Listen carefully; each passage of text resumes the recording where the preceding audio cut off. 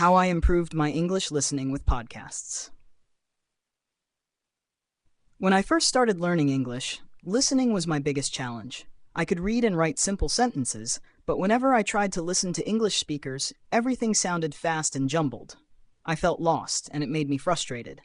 I couldn't catch many words, and even when I understood some, I didn't get the full meaning.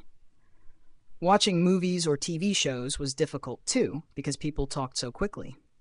I knew I had to find a solution, so I didn't give up. One day, I read an article online about using podcasts to improve listening skills. At first, I didn't think it would work for me. I thought, how will I understand when I already struggle with fast conversations? But I decided to give it a try. After all, I could listen at my own pace and even pause if I needed to. Plus, I could listen whenever I wanted, during walks, while cleaning, or even before bed. It seemed like a flexible way to practice, so I thought, why not? The first step was choosing a podcast that wasn't too complicated. I searched for podcasts made for English learners, focusing on beginner or intermediate levels. I found one about daily topics like food, hobbies, and travel. The hosts spoke clearly and at a slower pace, which was perfect for me. I started with one episode per day, trying to understand as much as possible. Even though I couldn't catch every word, I focused on the main ideas. In the beginning, it was still challenging. Sometimes I felt like I was listening to a foreign language that I would never understand. But I reminded myself to be patient. I listened to the same episodes more than once, and each time, I noticed that I understood a little more. I started using my phone's dictionary app to look up words that I heard repeatedly. This helped me build my vocabulary, and I could recognize those words the next time they came up. After a few weeks, I started to notice small improvements.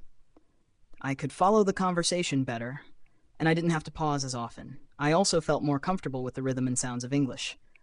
It was exciting. I started feeling more confident and motivated to keep going. I even challenged myself to listen to more complex topics. Slowly, I expanded to podcasts about history, culture, and personal development. One technique that helped me a lot was shadowing. After listening to a sentence, I would pause and repeat it out loud, trying to copy the speaker's accent and intonation. At first it felt strange, but over time it made a big difference. Shadowing helped me not only with listening, but also with speaking. It improved my pronunciation and made me feel more comfortable speaking in English. I also tried to make listening a daily habit. I would listen to short episodes while cooking, getting ready, or commuting. Even if I could only listen for 10 or 15 minutes, it still helped me. These small daily moments added up, and my listening skills continued to improve. Sometimes, I even laughed at how much easier it felt to understand topics that once seemed impossible. After several months of practicing with podcasts, I started noticing major changes. I could now follow conversations with native speakers, even if they spoke faster than the podcast hosts.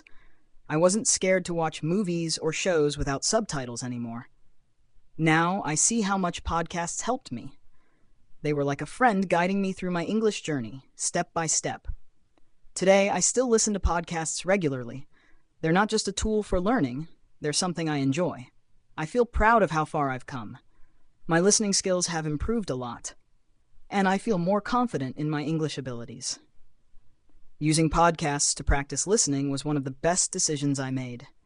They allowed me to learn at my own pace, and now I feel ready to understand and communicate in English in ways I never thought possible.